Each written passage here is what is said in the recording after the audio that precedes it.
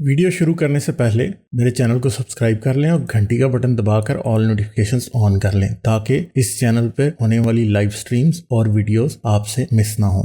मेरे काम और मुझे सपोर्ट करने का बेहतरीन तरीका पेट्रियन है। आप पेट्रियन पर चैनल के मेंबर बन सकते हैं। पेट्रियन का लिंक इस वीडियो की डिस्क्रिप्शन में मौजूद है।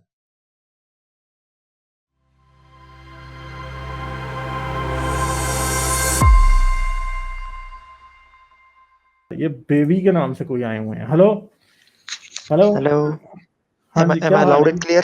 Am I loud and clear? हाँ जी, लाउड एंड क्लियर जी, लाउड एंड क्लियर। क्या हाल है? हेलो, अच्छा, बिल्कुल ठीक। आप सुनाएं, आप सब ठीक है?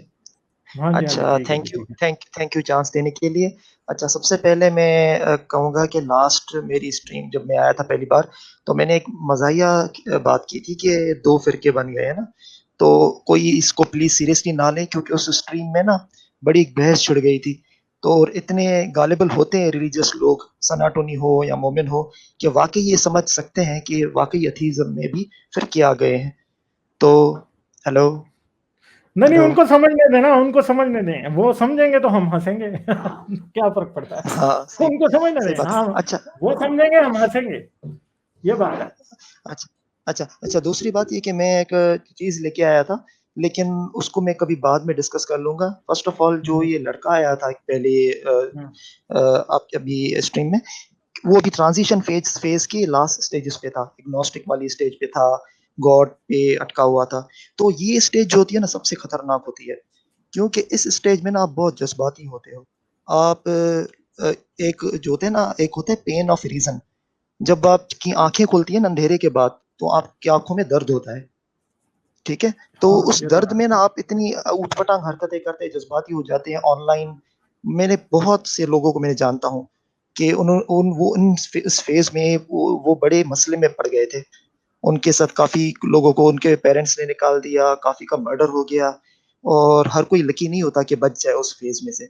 तो उसमें ये होता है कि आपको जज़्बात पे काबू रखना होता है, आपको खामोशी से अपने आप के सवालों का जवाब ढूँढना पड़ता है और आपको एनोनिमस रहना पड़ता है। और अगर आप किसी से डिस्कस कर भी रहे हो ना, तो रिलीजन पे मत आओ। मतलब रिलीजन की बातों पे डायरेक्ट मोहम्मद पे तो बिल्कुल मत जाओ। उसका नाम भी ना लो। आप गॉड के कॉन्सेप्ट पे डिस्कस करो और खुदा की मौजूद होने का ये मतलब इन बातों पे आपका फ़ोकस होना चाहिए। वन्स आप एक उस स्टेज से पार हो गए, तो आपकी ड्यूटी है कि आप वो प्रीच करो। अगर बाहर के मुल्क में रह रहे हो तो आप ईज़िली कर सकते हो प्रीच, लेकिन अगर पाकिस्तान में हो तो बिल्कुल ध्यान से ये काम करना पड़ेगा। और अगर आप अपनी लाइफ़ में 1-2 बंदे भी आप कन्वर्ट कर लेते हो ना, तो आपके लिए बड़ी अचीवमेंट है ये। और मैं सबको ये कहना चाहूँगा ये आप करो। अपने एटलीस्ट अपने बेस्ट फ्रेंड को कर दो, अपने एक सिबलिंग को कर दो। कोशिश करके 30-40 से ऊपर वाले बंदों को टारगेट मत बनाओ, क्योंकि वो नहीं हटेंगे। ठीक है बात? और अभी यंगस्टर्स को कन्वर्ट करो और अपने टारगेट को स्टडी करो कि ये किस किस्म का बंदा है। अगर मैं इसके साथ कोई सवाल पूछूँगा, इसके साथ कोई डिस्कस करूँगा, तो हाउ लाइकली इट इज़ कि वो गूगल पे जाके वो सर्च करेगा उस चीज़ को और आपके लिए जवाब तैयार करके आएगा। तो इस तरह से वो अपने उस बंदे की आप तबीयत देखो किस टाइप की है, नॉलेज सीकर टाइप है, इंटॉलरेंट है, किस टाइप का है। फिर आप अगर फिट बैठता है उन सारी चीज़ों में, फिर ही आप उसके साथ बहस करो और बहस भी करो तो कॉस्मोलॉजी पे आओ, कार्ल सेगन पे डिस्कस करो, मुल्लों की बैंड बजाओ, ठीक है ना? मुल्लाहियत हाँ, को, मगर इस्लाम को बात ना तो आप दो। ये ना समझेंगे कोई 40 साल का है तो वो बदल जाएगा। एक मेरे पास हज़रत आते हैं कभी-कभी, वो उन्होंने एक हुँ, दिन मुझे बताया कि वो 65 साल के हैं और उन्होंने इस्लाम छोड़ा है। ये आपकी स्ट्रीम पे आया था ठीक वो, है? इंडियन है, हाँ, बिल्कुल, सही। बिल्कुल। तो 65 साल के शख्स ने अगर इस्लाम छोड़ दिया है, तो अब हुँ, मुझे बताएँ, ये नहीं समझेंगे कोई ऐसा आदमी होगा जो कि किसी की कोई एज ऐसी है कि जिसमें हुँ, नामुमकिन है कि कोई बदल सब सकते हैं। मगर यंग लोगों का, एक बूढ़े आदमी का इस्लाम छोड़ना ना उतना खतरनाक नहीं है जितना एक यंग का। क्यों? बूढ़े आदमी को अपने जज़्बात पे काबू होता है, उसे अपनी ज़ुबान जी, पे काबू होता है। जी, यंग आदमी को मैं इसलिए कहता हूँ क्योंकि वो जज़्बात में आके कोई गलत बात कर सकता है। ठीक है? जी, क्योंकि मुझे पता है वो जो आए थे हज़रत हमारे पास 65 ईयर्स के, मुझे ये पता है कि वो किसी से बात करेंगे भी ना, तो वो ऐसे करेंगे कि वो सांप भी मर जाए और लाठी भी ना टूटे, वो वाली बात करेंगे। मगर जी, यंग, मैं इसीलिए हर वक्त, हारिस भी इसीलिए हर वक्त यही कहता रहता है, मैं भी कहता रहता हूँ और भी लोग ये कहते रहते हैं, अपने जज्बात पे काबू रखें, खास तौर पे पाकिस्तान में रहने वाले, क्योंकि इधर कोई पता नहीं है जाने कब कौन क्या कहते हैं कत्ल कर दे काफिर कहकर, हैं। शहर का शहर ही मुसलमान हुआ फिरता है, शहर का शहर डरा मुसलमान हुआ बना हूँ फिरता जमाने है। तेरी नमाज से मैं, हैं। जी, सही बात है। और अब वही जैसे वो मैं ये मेरे ख्याल दोबारा है इस बात उसका पे रफी रजा का शेर है, वो है क्या उसे कहते हैं, मेरे लहू से वजू पे वजू, डरा हुआ हूँ जमाने तेरी नमाज से मैं, यानी ये खून से वजू कर रहे हैं लोग। हेलो, अच्छा मैं दोबारा इस बात पे एम्फेसिस करूँगा, ज़ोर डालूँगा कि मोहम्मद का नाम ना लो, क्योंकि देखिए ना, कल्ट और रिलीजन में मेजर डिफरेंस यही होता है कि रिलीजन में हायर पावर की होती है और कल्ट में उसकी इंपॉर्टेंस होती है जो वो मैसेज लेके आ रहा है, तो उसकी ज़्यादा इंपॉर्टेंस होती है। तो रिलीजन में अब अल्लाह को आप बुरा भला कह भी दोगे ना, तो कोई भला कितना रिलीजियस भी बंदा होगा ना, वो शक्ल बनाएगा, नाराज़ होगा, आपको डाँटेगा, लेकिन वो बिल्कुल अपने पागलपन के उसको दौरे नहीं पड़ेंगे। लेकिन जब कल्ट लीडर को आप कहोगे ना, तो वो उसकी सेंसिटिव पॉइंट होती है। तो ये लिटमस टेस्ट होती है एक कि कल्ट को रिलीजन से कैसे डिफरेंशिएट किया जाए। और बहुत है, लेकिन ये एक है पॉइंट। तो मेहरबानी करो अपने आप पे अपनी लेकिन सबसे ज़्यादा जो इम्पोर्टेंट चीज़ है, ये आज स्ट्रीम में सबने डिस्कस किया है, स्टोइक ने भी कहा कि जान सबसे ज़्यादा इम्पोर्टेंट है। आपको अपनी जान बचानी है। सबका सा ये मास्क उतार लूँ, ओपनली करूँ, ये पागलपन है, ये कोई बहादुरी का काम नहीं है, बेवकूफ़ी होगी कि पाकिस्तान में कि इवन फॉरेन में नहीं, सिर्फ खातून ताश पे कातिलाना हमला हो गया।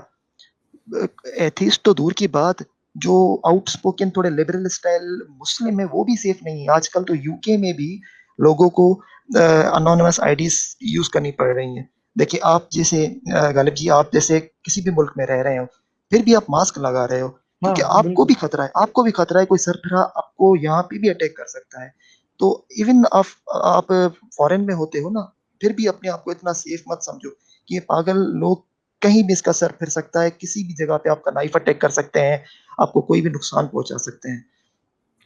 और दूसरी बात चले हाँ जी, आखिर एक छोटी बात दूसरी बात ये कि उस लड़के का जो आया था भाई, उसका जो था कि ट्रांजिशन फेज में ना अक्सर बंदा ये कहता है कि गॉड का कॉन्सेप्ट, कि गॉड जरूर होगा, मतलब रिलीजन सब झूठे लेकिन गॉड होना चाहिए, क्योंकि ये सब यूनिवर्स, ये सब कुछ ऐसे कैसे आ गए, there must be some higher intelligence.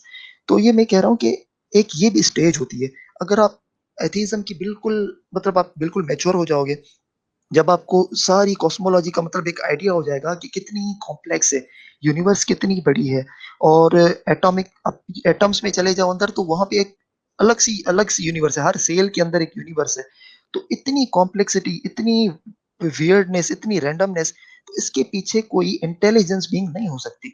अगर कोई इंटेलिजेंट बीइंग होगा तो ये यूनिवर्स बहुत ही सिंपलिस्टिक होगी और ये बहुत ही डिफरेंट चीज होगी। लेकिन करंट जो हमारी ये कॉस्मोस है, ऐसा कुछ नहीं होगा। ये इतना कॉम्प्लेक्सिटी, ये खुदा का सबूत नहीं है, ये खुदा के ना होने का सबूत है कि इतनी कॉम्प्लेक्सिटी, इतनी वियर्डनेस, इतनी मेरे ख्याल है ये रैंडमनेस ड्रॉप होने में। का सबूत है। हाँ, हेलो, मैंने कहा बेसिकली हेलो। बात ये है कि हमारे पास कोई भी एविडेंस नहीं है कि बिग बैंग खुदा ने किया था। ठीक है, big bang might have B happened because of purely natural phenomena, जैसे कि जमीन का बन जाना एक नेचुरल प्रोसेस है, सूरज का बन जाना एक नेचुरल प्रोसेस है। ठीक है, तो इसी तरह इसका बन जाना भी, बिग बैंग हो जाना भी एक नेचुरल प्रोसेस है। हमें नहीं पता कि कैसे हुआ, मगर मे भी हमें शायद आने वाले सालों में पता लग जाए बिग बैंग की रीजन क्या थी।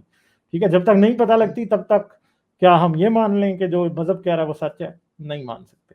ठीक है, चले मैं आगे चलता हूँ, अब वक्त का मैं मुकाबला सख्त है, फिर करेंगे बात। ठीक है, ओके, थैंक यू, ओके। जाने से पहले मेरे चैनल को सब्सक्राइब कर लें और घंटी का बटन दबाकर ऑल नोटिफिकेशंस ऑन कर लें, ताकि इस चैनल पे होने वाली लाइव स्ट्रीम्स और वीडियोस आपसे मिस ना हो। मेरे काम और मुझे सपोर्ट करने का बेहतरीन तरीका पेट्रियन है। आप पेट्रियन पर चैनल के मेंबर बन सकते हैं। पेट्रियन का लिंक इस वीडियो की डिस्क्रिप्शन में मौजूद है।